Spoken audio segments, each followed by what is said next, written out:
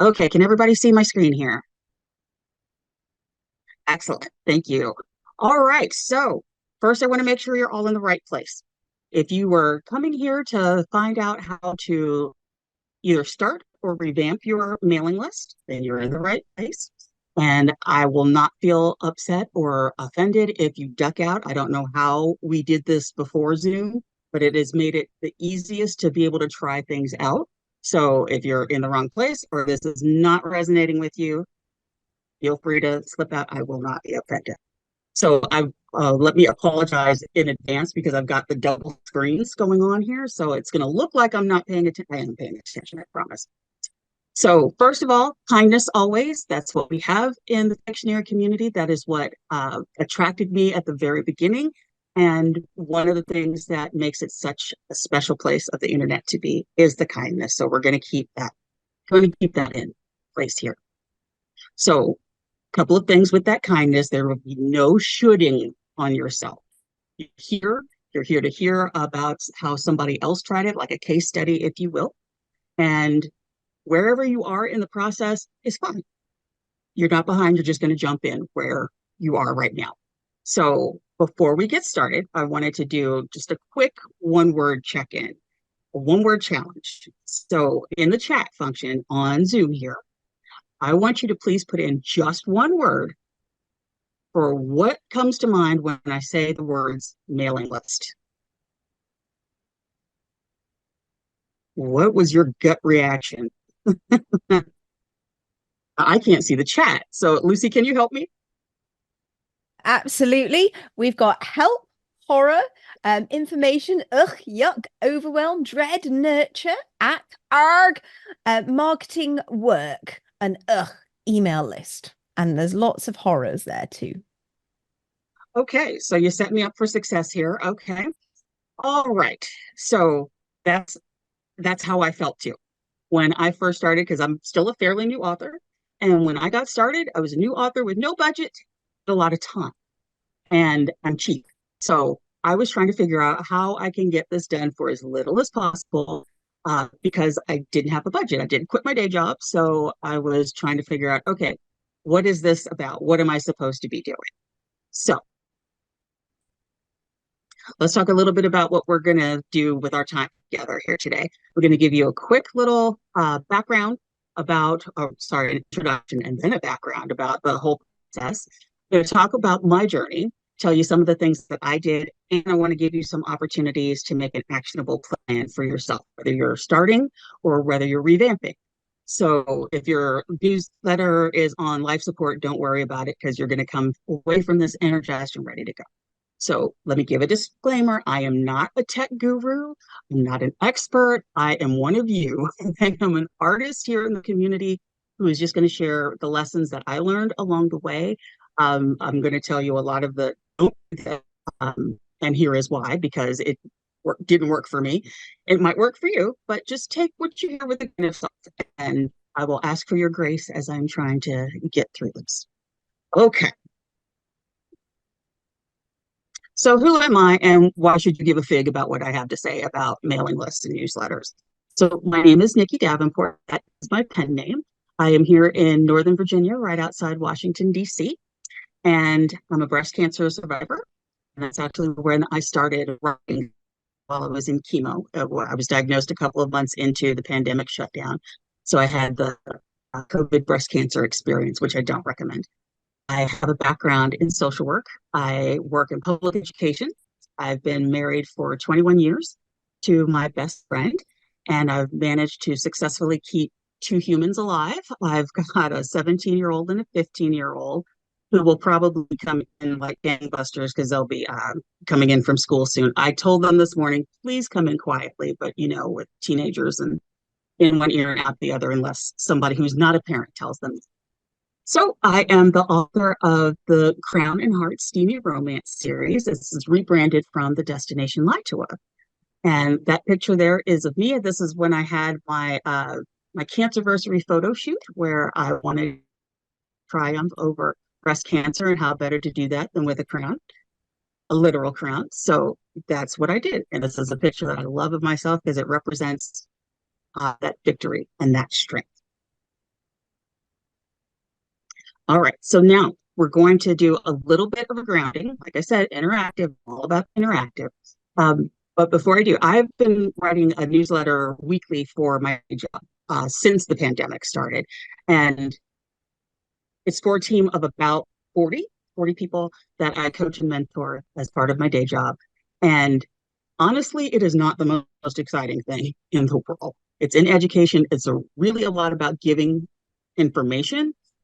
So it's not like witty and fun and like really showing my personality, but it changed when I started doing the newsletter for Nikki. Then I started applying some of those things to my newsletter for work, and lo and behold, I got results. I got some better engagement. So now I just use some of the things for the day job. And next thing you know, they're going to think I'm a comedian because I always have something funny to say. I I have no problem making a fool out of myself.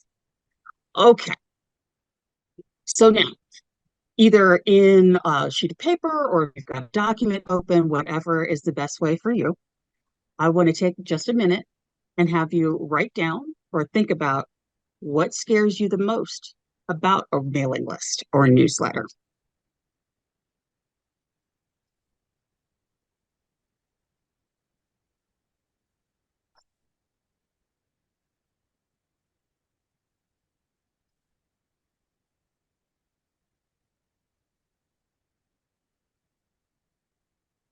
All right. Now, hopefully you've gotten at least one thing. Some of you may be, on your fifth thing by now, and that's okay. Um, but now for the second part, I want you to picture your email inbox. And I want you to think about your favorite newsletter. The one that when it shows up, you open it right away. It doesn't matter what the subject line says. All you need to know is who is it from, and you open it right away. You look forward to this one. So, and there's something about this newsletter that makes you want to open it first over the other 11 billion emails that you have in your email inbox. Think about one thing about your favorite newsletter. What makes it such a hot commodity in your email inbox? What do you love about your favorite newsletter?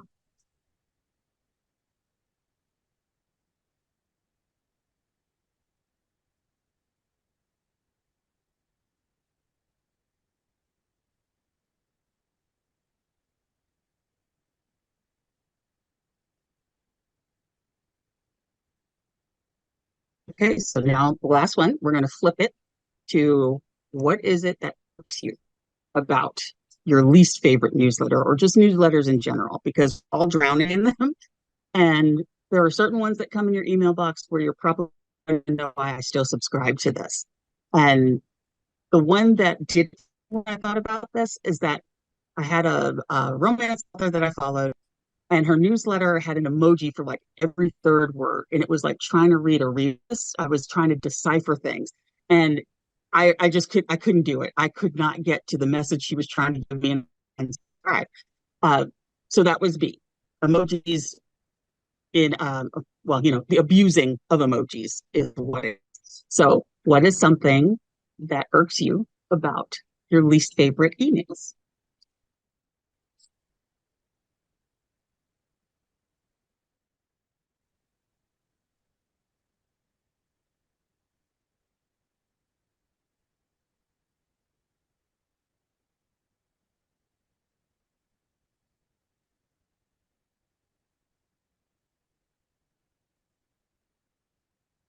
Okay. So hopefully you were able to get at least one thing those and sort of keep those in the back of your mind as we're going through here. So what can a mailing list do for you?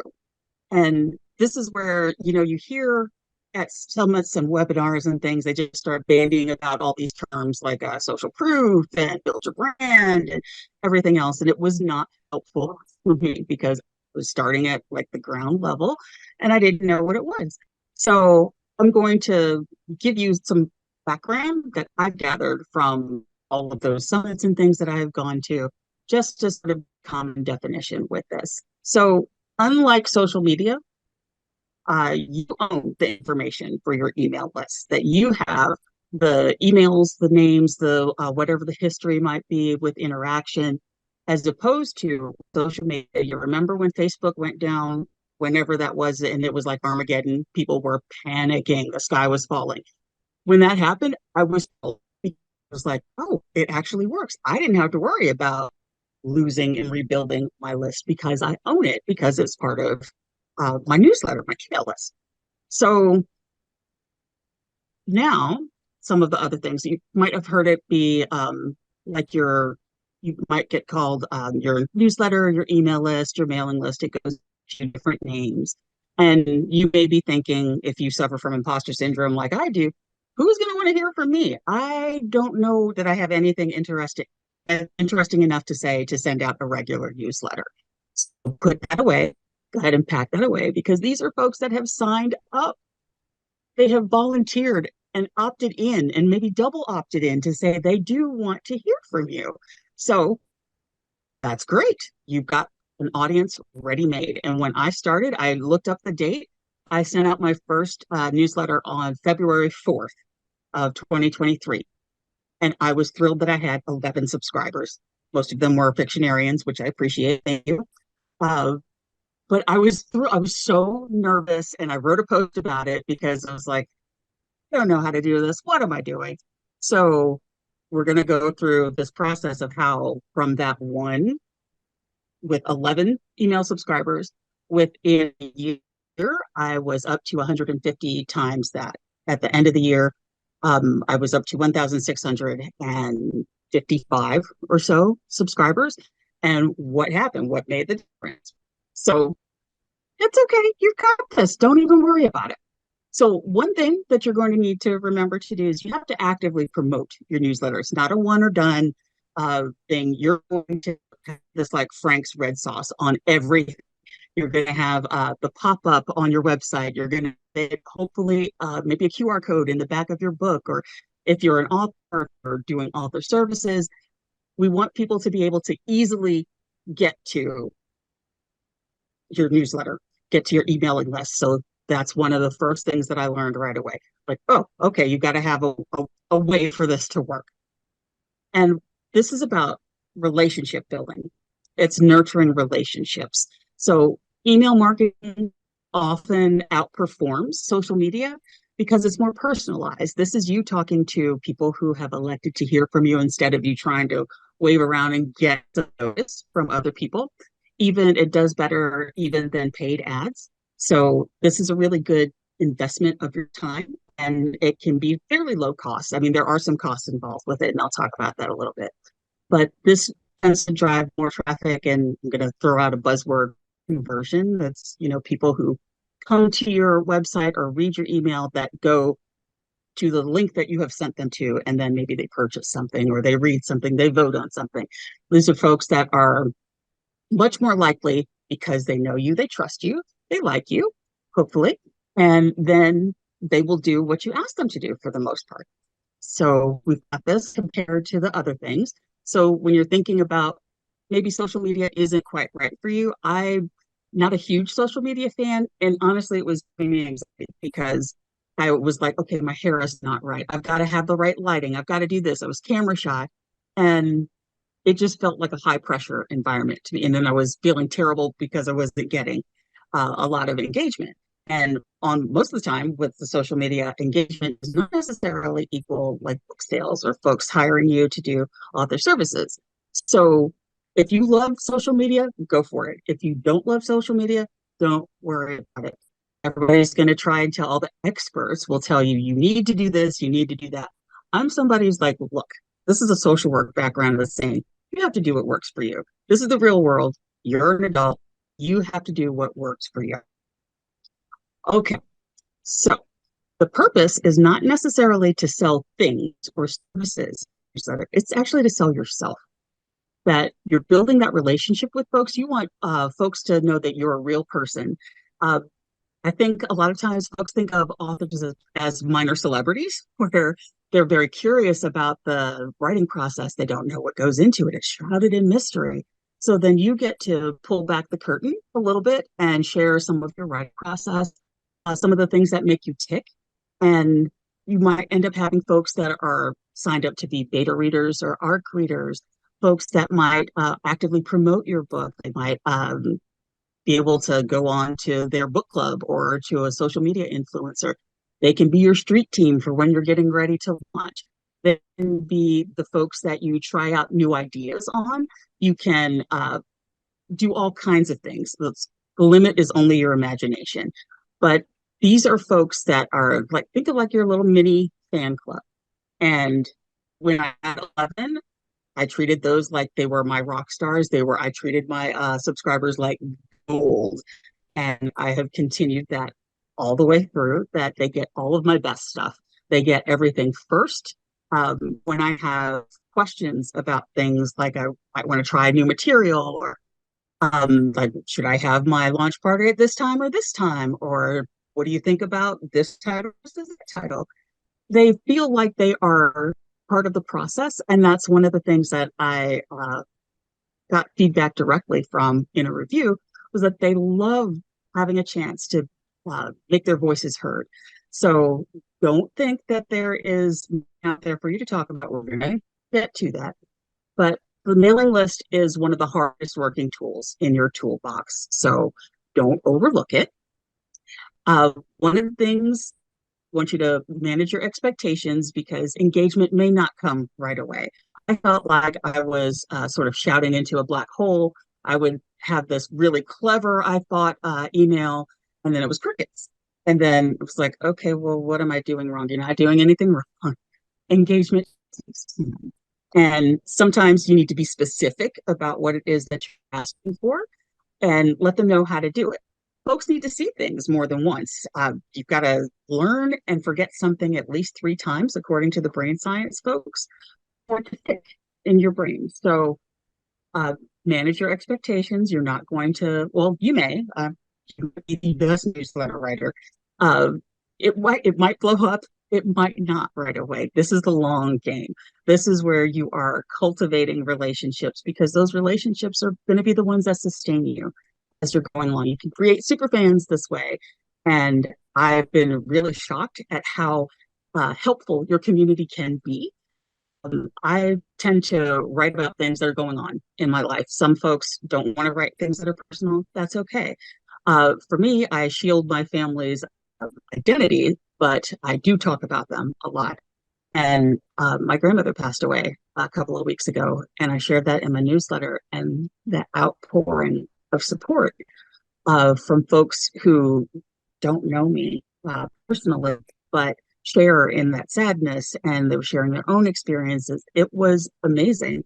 And it was really helpful for me to hear that and know that I'm not alone in this grief, that it's okay that maybe you're not on top of your game. You've had stuff, life happens.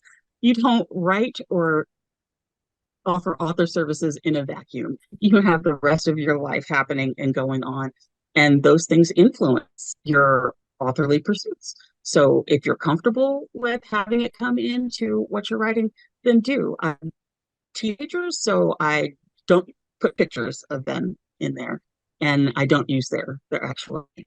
So but that's neat. I've heard some horror stories from other authors where when their children were much younger, they would put pictures in, cute little toddler in the Halloween costume and everything.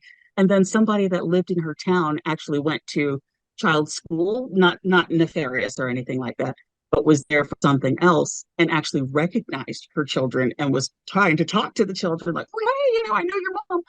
And that was not really safe. Fortunately, it wasn't a huge deal. It had the ending and everything, but think about like your privacy concerns, because there are folks out there that are, how do you say, a little overly enthusiastic with their demands. So you can also, in your email newsletter, you can link to other cool stuff that you have done, like your interviews, or do you have maybe it's a song that you've been listening to that's been providing a lot of great inspiration. I tend to do whatever is mesmerizing me at the moment, and I want to share that enthusiasm because I'm like, okay, this was awesome for me. This is what is happening behind the scenes a little bit. give it a try, give it a look. Maybe it'll make you laugh too. And then people start sharing things back with you. And in fact, somebody who responded to the newsletter I did about my grandmother passing away sent a hilarious Instagram. That was just what I needed. And I would not have thought that somebody that I didn't know could be able to help cheer me up, me heal. But it's happening. It's happening. Okay, so as we're going along here, we're going to be talking about some of the lessons that have been learned. And I want you to take what you will from learn from my mistakes. Please do. If you think something will work for you, give it a try. And the best thing about a newsletter is it's not permanent.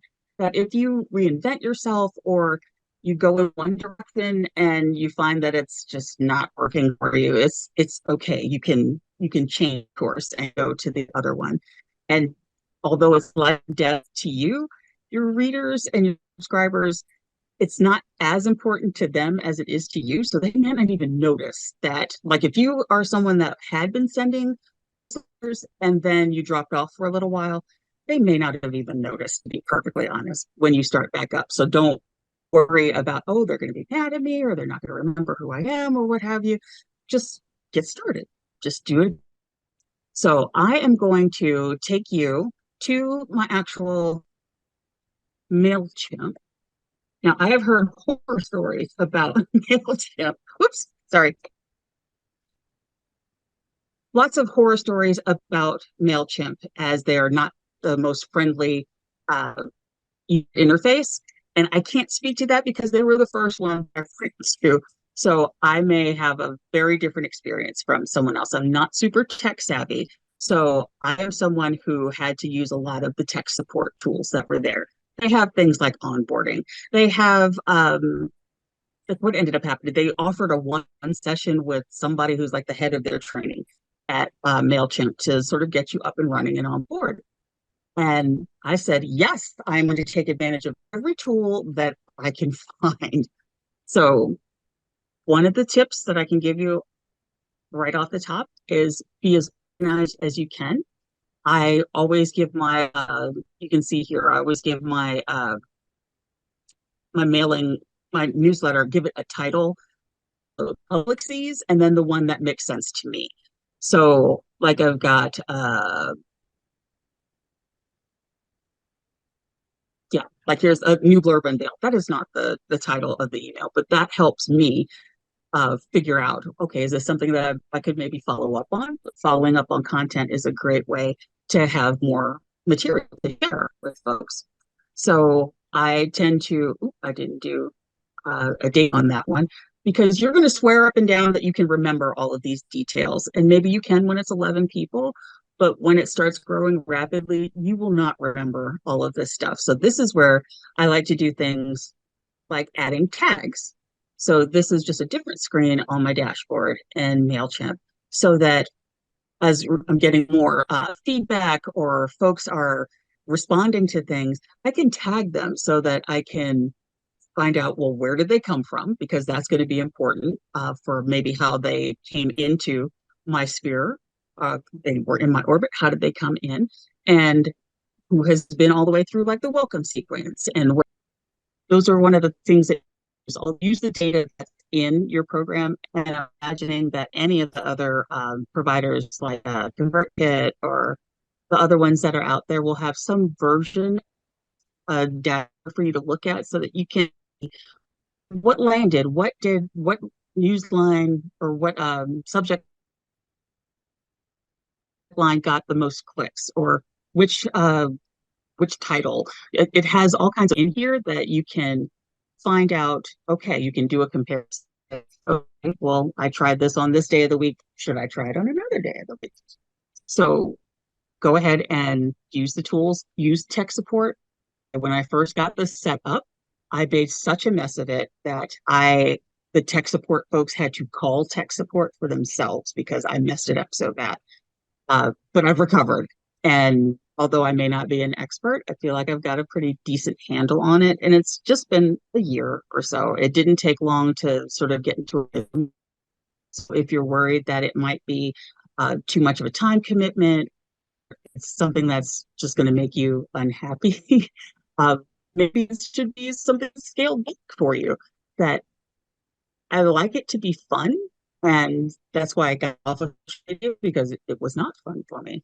But I enjoy my newsletter because for me, it feels like I'm talking directly to maybe one or two people, and I'm hoping that that excitement that I have for the newsletter is always there, so that it comes through in what I have to say and what I share.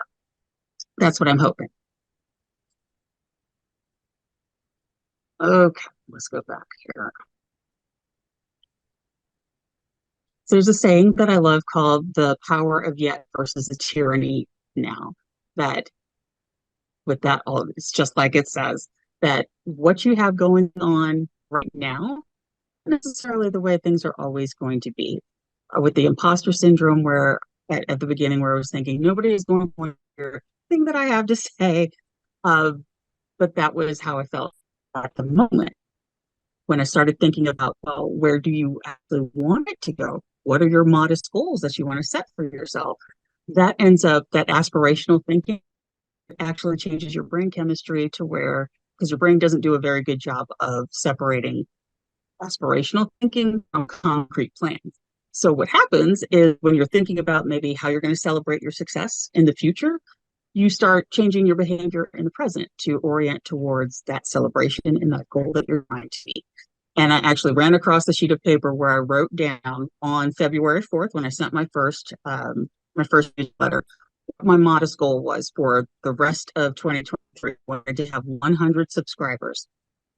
That was all I wanted, the reasonable goal that I set for myself. And it felt like Mount Everest when I set that goal. So I was quite surprised when it went way beyond that. And it happened. And I'm going to tell you what happened that made that difference, I think. So think about your goals. What are you looking for? What do you want to get out of your newsletter?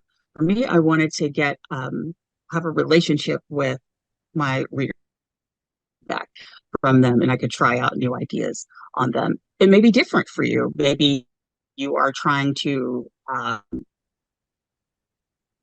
share information about services that you offer, or you might be an influencer with a book blog or whatever it might be.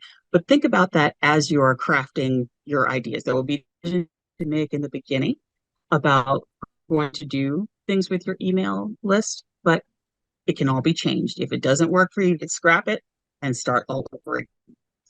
So one thing that I learned right away was to instead of clever, because I almost didn't make this email list go out on the first one because I was hung up on I didn't have a catchy title for it. I've seen these with others. They have like these play on words. I love a conjure, but I could not think of anything. I went to the Fictionary community that felt I need clever titles and nothing was working. So it's like, okay, forget it. I will come up with a clever title later and I'll just do it. And I'm glad I did. Because if you've got to wait for, the stars to align and Venus to be in retrograde for all the things to go right, you'll never get it out. So start before you're ready. And that's a tip that I have a little on. So with getting started, like I said, there are going to be some decisions that you have to make, like what provider are you going to use? And many of them have free plans to start so that it won't cost you a whole lot of free or very low cost. And I think with MailChimp, I had the first one with maybe like up to 100 or 500 subscribers, something, some aspirational number that I was like, I am never going to get to the next tier where I have to pay for it so I can keep costs down that way. It didn't work that way. Uh, but some of the things to consider is like how often do you want to send your newsletter? And you'll be able to tell folks that when you're onboarding them with once they've signed up, the automation that you will hopefully have ready to send them. You tell them you'll expect to hear from me about once a week or once a month or maybe a little more often if there's a launch coming up. That way they know what to expect from you. You may need to remind them of who you are because maybe they went on a spree and they were just signing up for everything and everybody. And when your email comes through with, thanks for signing up for my email list, they might not actually remember who you are. So this is a chance to get back to that and remind them what was so special about and unique about whatever it was they offered, that they gave up their precious resource of an address that you should not show on a presentation like I did. Um, Remind them of that. Lean into what was it that made it special, and make sure that you have, if you've got a logo already, try and gather all of the information that you have. Do you have the hex code so that you can have the colors matching? Do you have certain fonts that you like to use? Because if possible, you want it to be in line with your brand that you're probably trying to build. And when I had my logo made, my person gave me marketing guidelines. Fonts, it had the hex codes, everything that very easily used to make things match or give to someone who is creating something else for me so that it would match. So then you also have question, how personal would you like to be? Are you making this strictly about whatever the business is and you don't want to share anything about your personal life, or the other way? Or maybe it's a combination of the two, but it's something to consider before you get started with it so that you can stick to the plan you had for yourself. The information that you put in your newsletter can always be repurposed. It can be repurposed to like a blog post or an article, a social media post. So this is where being organized can help, because you might think, this is a great idea. I wrote a newsletter about this. I should be able to, answer this question that's on a blog question. This way you can have your stuff organized. You can maybe find it less like a needle in a haystack because you know what you've written. You're on top of it. But you also need to know your limitations. That if you are someone that is not tech savvy and does not enjoy things like this, you can hire somebody to help you. You can take a census of the people that are in your orbit. Is one of them maybe they're a copywriter, or maybe somebody might like me as a newsletter. You. But if you are forcing yourself to do something that is not enjoyable, it won't get the best of you. And when you're sending your news, you want your subscribers to have the very best of you, of everything that you have to offer. And I know that I'm okay with writing once a week. It started off with once a month, and I sweated more over that once per month newsletter than I did over the one that is weekly. But one of the things that I do to help stay organized is I start a bulletin of an outline for things that are happening in the future.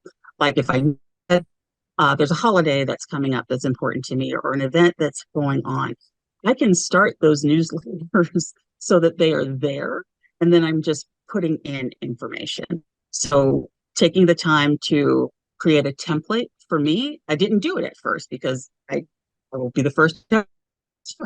So every newsletter that I was doing, I was starting from scratch.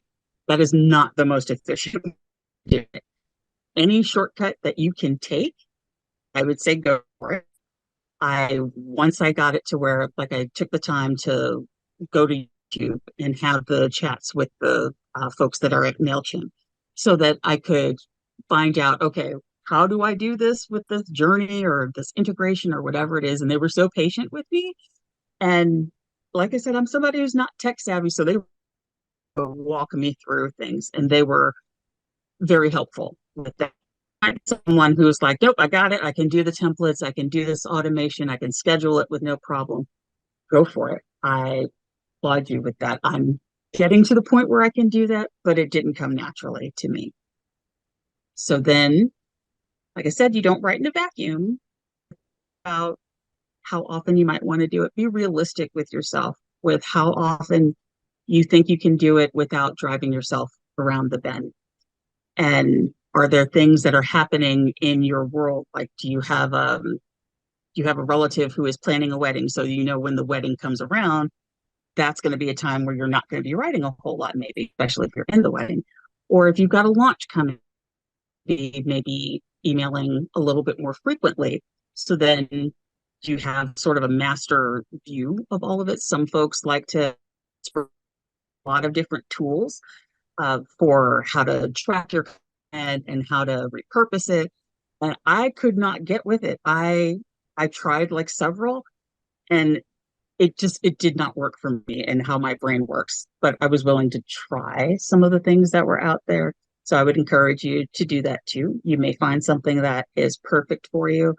There are schedulers that you can either get for free or you can purchase. And as I said, I am a poor, underpaid public servant, a new author with no budget. So I just did everything myself until, um, let's see, Lucy, how many books am I supposed to write? 57? 57. 57. Lucy says I need to write 57, and then I can retire and live the life that I want to live. I'm not there just yet, but I'm going to get there. And the help of the Fictionary community makes a big difference. All right. So now that maybe you've had a chance to, as you're thinking about those first decisions for, okay, I've chosen MailChimp to a platform. I've gotten set up with it. I've got the billing things to, or whatever it is, the information that they need. I'm assuming it's going to be something similar across all of the platforms. And there are some things that you need to do to be in compliance. Like that I remember with getting started is that you have to have a full address to put on the bottom or somewhere in the body of the newsletter, and that you have to have an unsubscribe, one button unsubscribe. And when things change, like whatever the heck happened with Google not that long ago, that I had no idea what was going on. I had to call tech support. I'm probably on a first name basis with half the people there, to find out, okay, what and what do I need to do to change it? In my case, I was like, I don't need to understand what it actually does or how it works. I just need it to be in compliance so I don't get sued. And they're very helpful with things like that. So now let's say you, okay, some ideas you thinking, okay, maybe I want to do this every other week. And I don't want to about my personal life in there. Okay. And you're thinking, all right, my goal is that I want to get more reviews for my book. This is a great place to do that because these are folks that, these are your people. These are folks that have said they want to hear from you. So it's much better than like doing a post on, say, like social media with, hey, I'm looking for reviews. This way, you've got a targeted audience. So now here's where I'm going to let you see behind the curtain of Nikki's world here with what to do, definitely what not to do. And I can laugh at myself. So this is why I'm okay with sharing some of these things with you. All right. So your list is going to change and grow as you do as an author or whatever it is that you're writing for. And that's good, right? Are you the same person that you were 15 years ago? Probably you've evolved in a few things. And that's good. That's like the natural order of things. So when you're thinking about what you want with your list, because you're going to have subscribers come, you're going to have subscribers go, and don't sweat the unsubscribes. That's you're paying for the number of people that are on your list. And you've got dead weight on your list, like you've got 100 people who they either unsubscribe, they're responsive, you can do things for newsletter, but keep an eye on the numbers that are in your subscribing list so that you know, okay, well, maybe it wouldn't be quite as expensive if I get rid of these folks that said they've unsubscribed instead of letting them hang out on the list. So one of the things that you're going to also think about is how are you going to get people to sign up for your newsletter? Where can you put these things? And one thing you can do either within the platform, MailChimp has this where I can do it automatically, where you can create a landing page that shows up. And I'm going to show you my landing page.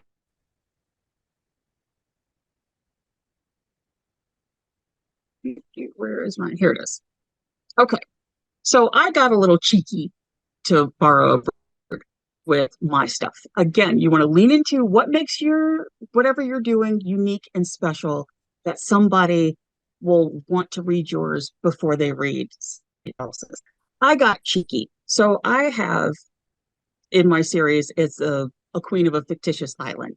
And so I was leaning into that and I was like, okay, instead of just because everybody has seen the sign up for my news list, you will get updates and free previews and things like that. How many of those have we all seen? But if you've got something that either makes you laugh or is memorable, you'll probably be more inclined to read it when it comes in. So with this, I did just a little tongue-in-cheek thing that is I'm recruiting for the Queen's Guard by having people sign up for the newsletter list. So I have this, it's taking you on the backstage view. I couldn't figure out how to do it on the front. So this is in the editing, um, the place where I can edit. But it looks very much like this, but this is the backstage view. And what I have here, I personally don't like to ask for a whole lot of information. I don't even use names when I do the email that goes out. And that's a personal preference because I hate it when people know me and don't really know me. Or so they'll be like, oh, it's great to hear from you, Nikki. I've never talked to you in my life. And I know that. So it's coming across as a little sleazy. So, or worst yet, when somebody forgets to take that out. So it'll say like, happy holidays, insert name. And you see that they did not take the time to remove that and make sure it's supposed to be the way that makes sense and it honors the people that you are writing to. So that's me. I prefer to do that. So with this landing page, I have it on my website. I have it as a QR code in the front and back of each book that I have. I have a sign with it on my table when I do in-person events. So, like I said, Frank sauce, think of it everywhere, put it on everything. We want it to be easy for people to find you and to get to your newsletter list. So this is what my landing page looks like now. It did not look like this at first, but see, we've got my brand, my logo, and all that good stuff so that this is in line with everything else. So now I can close that. And then over here, when I was talking about doing some of the work in the beginning, it took me a long time to figure out how to do a template. And I'm embarrassed to admit that, but I had to learn. It was not I'm not a visual artist. And I know Elaine is phenomenal at stuff like this. She can visualize it and it's done. For me, it was like, I'd rather have a root canal than try and figure this out. But I took the time. I had to do like a whole afternoon to just sort of figure out, okay, I went back through several of the newsletters that I had sent previously. And I'm like, okay, what are sort of the common themes? I know I'm going to have a picture. I know I'm going to talk about whatever. I know I'm going to say, here's what's happening. You can meet me. So this is my basic newsletter. And this is just a template. You can do whatever you need to do with it. But I took the time to use there's an AI assistant for this where you can put in information like, do you want your stuff to sound preppy? Do you want it to sound formal? Do you want it to sound elegant? And it will make some of the choices for you to present as suggestions so that you don't have to reinvent the wheel. You can lean on some of the options that are there, or if you're one like Elaine who can visualize it and get it done all on her own, more power to you. You go for it. And that's one thing, the shortcut that I can help now so that it makes it a little bit easier and less time consuming for me to write my newsletter because I've got it. I don't have to worry sort of formatting. I'm terrible at it. So I had to take the time for this. Okay. So let's come back here. Okay. So then, as we're going through here, do unto others. If you have a newsletter that you love, let the author know that. Folks are just as desperate for feedback as we are. If something resonated with you, send them an email about it, or if they're asking for feedback about something, take a moment to do it. That can all start a relationship. I have actually I've asked questions selling authors because I'm getting information from. I would respond to something they had in their newsletter. That's the way I found out about the grant, was from having a relationship with one of the authors that sponsors it. So be kind in what you have to say, answer questions and ask questions. You never know where the relationship might go. And you might end up having sort of a pipeline to somebody who's further along in the process than you are that you can ask questions to. Everybody was once in the spot where we're right now. So, and you will be in this position too, where you're and you can give advice or answer questions for somebody who's also trying to get where you are. Start before you're ready. This sounds crazy, but again, if you wait until everything is just right and perfect, you will never get it done. I had to close my eyes and click it. I did it. And I'm glad I did it. Felt almost a relief to be able to say, okay, that first one is done. It'll never be as hard as the first one. And now I can breathe just a little bit. And on your narratives, if you can, like I said, I think maybe 9 of those first 11 subscribers were from Fictionary, and I appreciate that because I had a sympathetic audience. As much as you can, front load the prep. That maybe if you can do it before you go live or shortly after you go live with your first one, try and have some of those decisions made. Try and can you have maybe some ideas for what you might want to write about? Or again, thinking about, okay, I've got a launch that's coming up. I know that I'm going to want to talk about this leading up to it. As much as you can, do work in the beginning to make it easier for you to do. Like in my case, with the having to set up the template, I wish I'd known that sooner. But once I took the time to do it, it made it much easier and smoother for me with the rest of things. With this one, keep it simple, silly. This does not have to be rocket science. This does not have to be something that you need to write a dissertation on. This is something that's supposed to be pleasurable, we hope, right? Some tips that I'm going to give you here are the things that will make your life hopefully easier. That it, I'm hoping that this doesn't end up being a painful process for you. So learn from my mistakes from when it was painful in the beginning because I wasn't quite prepared. And that's okay. I'm still glad that I did that one. And get if you need it. There's help out there in the Fictionary community. There are tutorials. YouTube is your best friend. The provider probably has onboard or articles, things that can help you make this a smooth process. And you're paying for it with your subscription, so make sure you use it. We talked about unsubscribes being a good thing because you have to pay for it.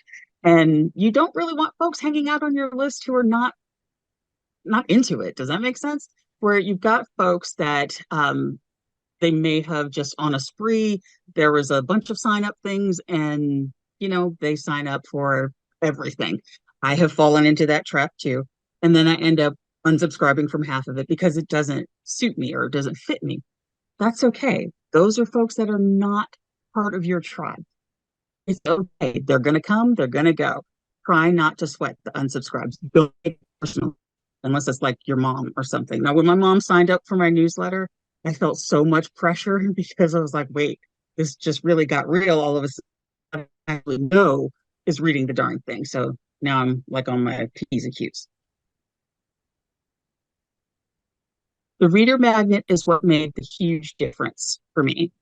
When I had for 8 months from February to October of last year, I had a grand total of 47 readers. That's great. I treated them like gold. Every one of those 47, I hope felt like were like the apples of my eye. You still got all my best stuff. You got to see things before everybody else, the general public. But what made the biggest difference for me was how, and this is where it might be a short story or an excerpt from a story. If you're something that you have that you can give in exchange for having book your newsletter. And what I did was I signed up for promotions with BookFunnel, ones with Story Origin, where you can join group promos, where you are maybe one of several authors that has something free that they can offer for folks to sign up for your newsletter. And what that does is it helps reinforce why you're so awesome and they want to stay on your list, why your list is the place to be because you care about them. I struggled for months to write my reader magnet. If I could go back, I would start by having it done first, but I didn't know. So I didn't do it for 8 months. But I struggled for a few months to complete story that was 5,000 words. I can write an 80,000 word steamy romance novel, no problem. 5,000 words almost killed me. Uh, but when you do get your reader magnet, take the time to have it be the very best that it can be because you got one chance at a first impression and you want it to be the best of the best you have to offer. This is sort of like your audition piece. This is your thank you for signing up. Here is the best thing that I have to do in and give you more of what's happening. So when I did the reader magnet within the same day, I had to change subscription plans because the numbers grew so quickly just from having a reader magnet and signing up for things like author swaps, group promos, and those are free within BookFunnel. Um, I'm not sure about Story Origin. I'm not as familiar with those, but there are places out there where you can get in front of people's eyeballs for free. So have a reader magnet as early as you can, if you can. And some promos they might be open to full length novels, or they'll have different criteria for you to meet so that you can be a part of it and read it carefully so that you're in the right group for whatever it is that you are trying to organize. So my reader magnet at the moment is a short story that's a prequel to book 4 in my series. So when I get to book 4, I'm probably going to need to have a reader magnet. But it was something that has just enough, I hope, to get people on board to be like, okay, Nikki's newsletter is the place to be. And then I think the next day after that, I had to up it again for the number of subscribers because they were charging me for going over at first, but it grew so fast that I could not have anticipated that. But that reader magnet, it was the game changer for me. So my process, I've been talking about it all the way through. Some of the things that I messed up, I'd say I worried too much in the beginning about what are people think about it, who wants to hear what I have to say. And once I got out of my head and to be authentic in what I had to say and what I had to share, went off, skyrocketed. And part of I'm shame. I am not afraid to tell embarrassing stories. I got lost in my own airport a couple of weeks ago. I wrote about that. I talk about that are important to me. Don't be afraid to be yourself. I'm a breast cancer survivor, so when Breast Cancer Awareness Month comes along, information about that.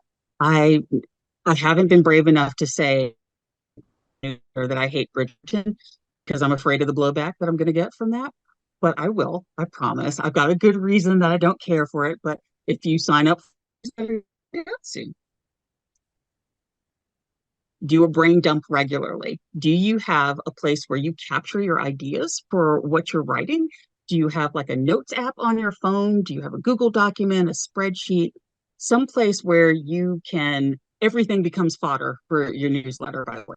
Anything that you have overheard, you saw on TV, you heard somebody talking about, happened to you, you can probably find a way to make a story out of it and share it with your readers. So I have a very long document with anything that comes into my mind. I will dump it on there and I will go through it regularly so that if I can't think of something that I want to say, I just go to the list. Maintain your actual list, making sure you're going through getting rid of folks that are not contributing to the newsletter, or so that you're not paying for extra folks. Look at your tags, look at some of your statistics that you end up having, and look at the reports. Like, you can find out, okay, the industry average is 30% open rate. I can look through and be like, oh, wow, this one got 50% opens. What was it about that one that was so special? And I need to do that all the time. Automate as much as possible. Like, instead of having to do an individual welcome aboard email to every single subscriber, can you do one that is broad enough but special and intimate enough to feel like it's coming from freshly, thank you for subscribing. I can't do it anymore. It's outside of my purview. I set it up. I took the time so that now when somebody subscribes, they get a thank you email from me. If they open that one, then they get the email that has the link to the reader magnet. AI is a tool. I don't use it very often, but I do use it for things like research. So I might ask it, okay, give me ideas for a romantic beach date. That's okay. However you feel about AI, you can use it as a tool. You don't have to use it, but it's kind of here to stay. And then I have some hands-on things for you. I also have what did I say? A handout for you that has some of the decision making for you to either start it or to revamp your newsletter, breathe new life into it, if you're going to stop sharing right now. Okay. How I got from where I was, 11 subscribers, to where I am, where I love writing the newsletter. I can honestly say that. And I enjoy it. And it's sort of therapeutic for me. I'm sorry, I'm looking, my cat is now, she's going to party crash after the whole thing's over. Um, but I will send a copy of the slides if you think that would be helpful. And also it's like a little worksheet that I did for you that you can jot things down for. Be like, okay, this didn't work for Nikki, maybe I'll try it, or don't do this. It's okay. And that's what I did. So I would love to hear from you all in the community with, what did you do that worked for you? Did anything I say help you at all? Should I never do this again? I want to get all the feedback. So now I will turn it back over to Lucy. Nikki, thank you so much for that. That was absolutely amazing. I have been inspired to make sure that I write my reader magnet now to go from the 11 at your start, 8 months sticking at under 50, and then to 1,655. Amazing. And you gave us the secrets and you talked us through your process. It was so generous of you to come in, and thank you everyone for turning up. I'm just going to press stop on the record now, if I know how to do that. I'll yeah, stop recording. There we go. I found